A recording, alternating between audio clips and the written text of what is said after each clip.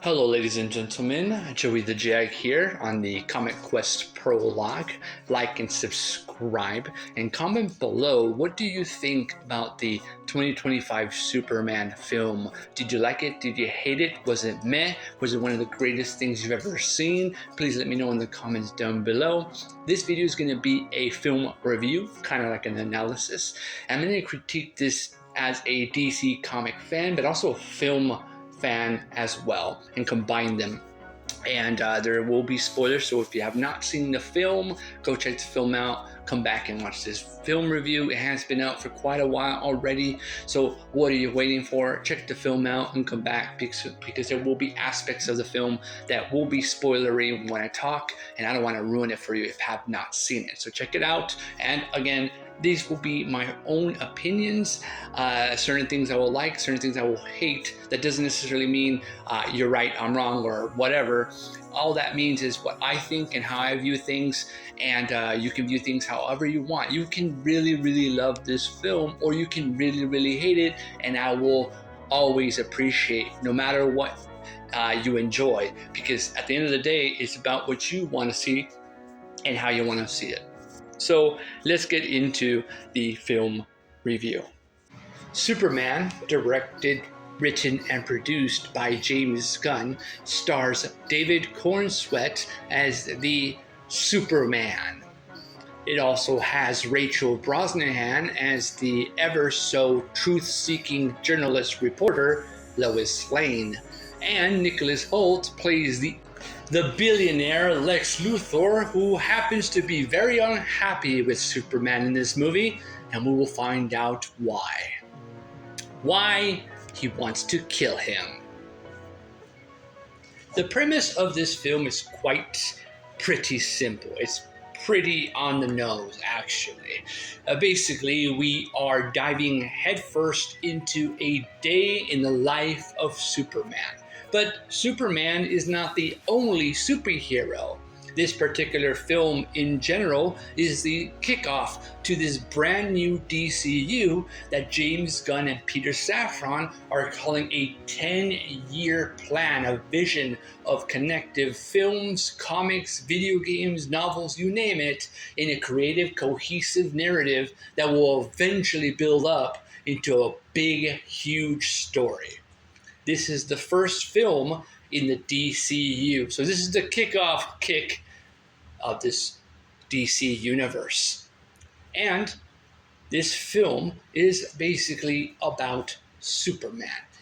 In a world where there have been metahumans, which are the superheroes, they're called metahumans in this universe, have existed for 3,000 years. But something has changed just recently. Superman, a brand new superhero and early in his Superman career, has just risen up as the most powerful super or metahuman on the planet. What makes him different than any other superhero is that, well, he's actually kind, and that is his greatest strength, is human kindness. But in a world where society sees human kindness as, well, old-fashioned, can human kindness actually prevail against a society where survival of the fittest is you gotta do what you gotta do no matter the cost? Well, in Superman's case, it's, well, truth, justice, and the human way. Can Superman figure out on a normal, typical Monday job like any other person in the world? They wake up in the morning, go to work, come home. But today, on this particular day, in this film, Superman has lost for the very first time in his career. And this is indeed a Monday. And the moral of this film is kindness versus duty. I had a tremendous blast watching this film. This film was, I felt, a nice fresher. It's a nice different meal than what we have gotten for a while. I am a fan of the Zack Snyder DCEU, where Man of Steel, Batman v Superman, the Ultimate Edition, and Zack Snyder's Justice League, Wonder Woman, Suicide Squad, Aquaman, those were the ones that I felt, yeah, I like that, right? But even those had problems. But it's nice to get away from that and go into something different, something fresh, a different tone, a different, more hopeful human kindness route. What makes this film really unique to me is how Superman stands out against the other superheroes. And the reason why I believe that the Justice Gang are in this film is to show the differences between Superman and the Justice Gang, which is another superhero group that is funded by a billionaire known as Maxwell Lord. And he funds them. So there are superheroes that exist in this world that get paid to save humanity and help people and take down aliens and monsters. And Superman, unfortunately, well, he doesn't get paid. No one pays him. He does it just because it's the right thing to do. You don't have to pay him. You don't have to pat him on the back. You don't even have to cheer for him. He does it because it's the right thing to do, is saving people's lives and making sure people are okay, people feel good, and people feel hospitable. That's Superman. That's the Superman I'm getting here. That hospitality of worldview in Superman's eyes is that he has all this power, not because he's super strong, even though he is, he's super fast, even though he is. It's that what makes him strong is his human kindness. That is his superpower. That is what fuels him, because he is also human. He makes mistakes. He fails. He messes up. He says wrong things. He eats stuff he doesn't like, and he does like. He's human, just like me or you. And Superman represents that, represents a big, huge smile. And don't worry, I'll always protect you. I'll always save lives no matter what. It doesn't matter how you look like, what you have done, your ethnicity, where you come from. I will save you in the hopes that you can save others and the world can work together to bring peace to one another. And that's Superman's view.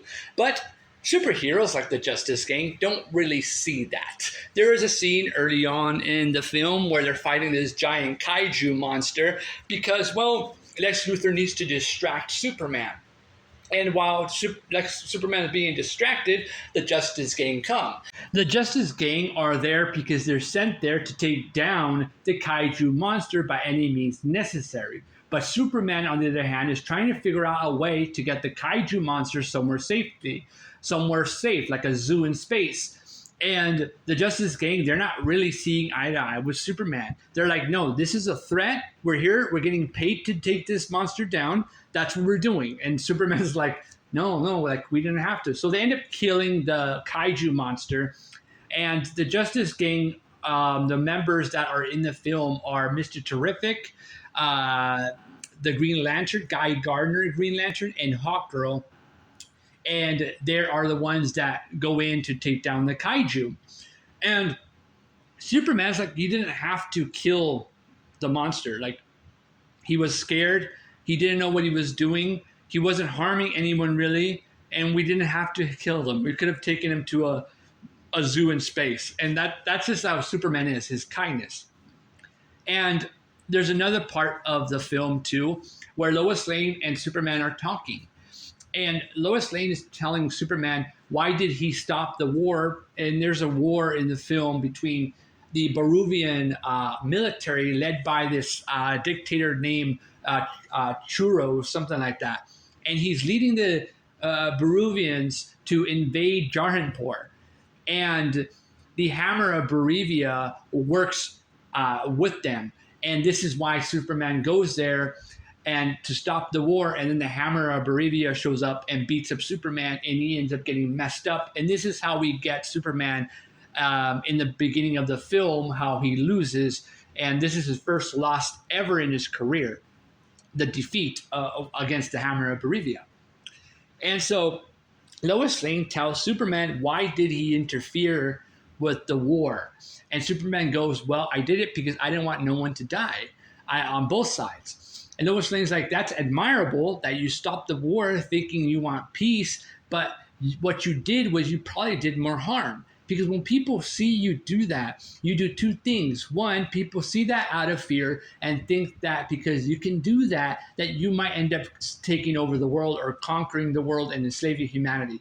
If people see that as inspiration, they might end up wanting to do stuff like that in a different way and be more harmful to society and humans because they've seen that and they're trying to use that as a way to make excuses to do harmful things. So whatever you did, you probably made more harm than good than you realize. And Superman just gets upset. And that's why he stopped the war, because he didn't want no sides to die. Another good example of kindness is Superman has a dog, Krypto the dog. And Krypto is like this rowdy, rude, mean dog. He's a bad dog in this movie, to the point where I was watching this with my friend, and my friend was cracking the neck, strilling around. He was kind of trying to wake up. And, because when you see a friend cracking their neck, it's like, okay, I'm getting annoyed. This dog is annoying me. I liked it, but I can tell my friend was like, no, I'm annoyed. This dog is annoying. I guess that's the point, that Krypto's supposed to be annoying, but he's a bad dog in this film. In the film, he gets kidnapped by Lex Luthor. And when he gets kidnapped by Lex Luthor, later on, Lois Lane and Superman have another conversation. And the conversation they have is that, what do you plan on doing? And Superman goes, I'm planning on turning myself in so that I can turn myself into the government. The government can give me to Lex, and I can go to wherever Krypto is. And Lois Lane's like, why would you want to go where Krypto is? It's because I want to make sure he's okay. And Lois Lane is like, but he's a bad dog. And he goes, yeah, he's not a really good dog, but he's probably scared. And he's alone. And he probably needs my help. Like that right there, again, another sign of kindness versus duty. Another good example is there is a message in the film later on where his Kryptonian parents, Laura and Jor-El, are actually sent Superman to take over the world, to conquer humanity, enslave mankind, and get a bunch of women, like Earth women, and give birth to all of them and create like super babies, basically more. And that's what they do, I guess. Kryptonians, they go and invade other worlds and they enslave them and they do all this stuff. So they're basically, I guess, world conquering mongrels, I guess. I guess. And so Superman finds this out because the engineer Lex and the Hammer Barivia, who is actually Ultraman and is a clone of Superman, who is actually David Corenswet, and they go into the Fortress of Solitude, they infiltrate it, and they're able to grab this message, because the beginning of a message of his parents saying that he came to Earth to be good and kind and decent and protect humanity. Well, there's another part of the message, and this part of the message got damaged, but the engineer was able to replicate it and put it back 100%. This is like a legit, real message. This isn't made up. It's not fake. It's the true intention why they sent him. And it turns out that they sent him to do that. And Superman finds this out. Justice Game finds this out. The whole world finds this out. And when they find out, Superman turns himself in. That's how he turns himself in, because he wants to make sure Krypto's okay. And he goes to his Earth parents, because Superman was raised by Earth parents, Ma and Pa Kent. And that's where we get a little bit of some parts of him that are rooted in why he is the way also that he was, not just by his Kryptonian heritage, but also by his Earth heritage too. That's what makes him human. And so I believe his father or his dad tells him, because Superman's like, I'm supposed to be here to conquer and enslave humanity. And the dad goes, well, we parents, we just want to give you the tools so that you can go out there and use those tools. But that's not necessarily you have to use the tools. What's important is the choices you make that is what defines who you are, not what people want you to do or what your parents want you to do. It's what you choose to do that makes you who you are. And I like that. You can see why his kindness is the way Superman is to humanity. And so you have that. Another good example is he gets captured by Lex, or not captured, he gets tricked or to go into this pocket dimension that Lex has. Lex has this pocket dimension, and they have Superman hostage, and Metamorpho uses his body because he can create like object matter, material matter, and create any type of object. And he's able to create kryptonite, and kryptonite is starting to kill Superman. And the only thing Superman says, he doesn't say, "Oh, I'm dying, don't kill me." He goes, "Please, please let me save your son. I'll help you save your son." That's the only thing he says. Like, again, another show of kindness, right? So this film is all about kindness. And in the end, the Justice Gang, they actually go out of their way to go and stop the Peruvian government, a military that's trying to take over Jarnpur, because it turns out that Lex Luthor is actually funding them so that he can have his own country and be king, so that he can force the people to love him, because that's the reason why he wants to kill Superman. He's trying to discriminate Superman, and he's trying to use the government, like the world government, to see Superman as a threat, so they can go, "Yeah, Lex, he's evil, you can kill him." Because if a metahuman is bad and is trying to take over the world, the humans have the right to take them down and kill them if they're danger. But Superman is not a danger. So you would think that the reason why Lex would want to take him down is because he finds out later that his parents sent him to take over the world. No, Lex Luthor actually wants to kill him because the people of the world love him more than Lex. So Lex is very jealous. He's a deranged maniac who wants to be loved by the world, and he wants people to bow beneath him. And there is this super being God that is high flying above him. He's like, no one should be above me. Everyone should be below me. And that's kind of Lex's like situation. But the Daily Planet, together with Jimmy Olsen, I believe Cat Grant, who I had a crush on throughout the whole film, even though she's not in the film that much, but she's in it, and I'm like, where's she at? Every time they did the Daily Planet going on.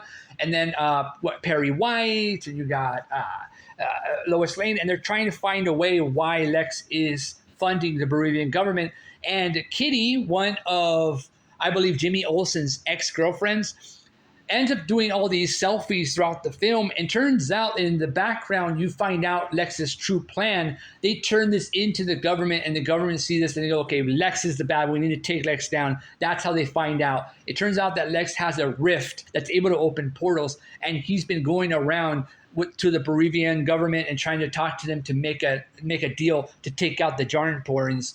And that is why Lex is trying to do that, to be king of another country and use his world raptors to pretend to go and stop the Peruvian government. And then the government will be like, "Oh, you know what? You saved them and you helped them. Here's a country for you, Lex." That's what Lex wants. But he wants to get rid of Superman because he's jealous. He's really jealous of Superman. He wants to kill him. And that's it. That's the Superman movie. And Superman ends up taking down the engineer. He ends up taking down the Hammer of Barivia. He doesn't kill anyone really, but he does take them down. He ends up going down and destroying all of the computers, because the Hammer of Barivia is controlled by a bunch of like gamers, literally like Fortnite, Call of Duty gamers are controlling the Hammer of Barivia. It's funny, and they're able to beat up Superman because they're so good. And so Superman ends up defeating them. Mr. Terrific and Lois Lane, they end up closing the rift, and they end up exposing Lex Luthor's true plan, and Krypto ends up biting and destroying Lex. And Superman's like, "Krypto, no, stop. No, put him down. Stop it. Put him down. Krypto, stop it. Put him down. Put him down." And then finally he puts him down, and Lex is all messed up already.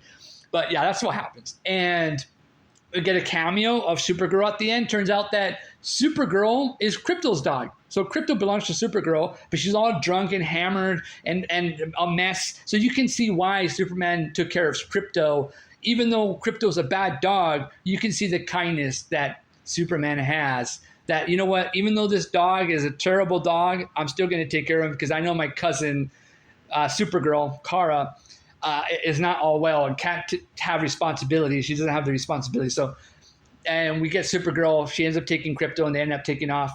So, and that's pretty much the film review. I mean, I liked it. It was a fun film. I'd probably see it again. But other than that, that's it for this film review.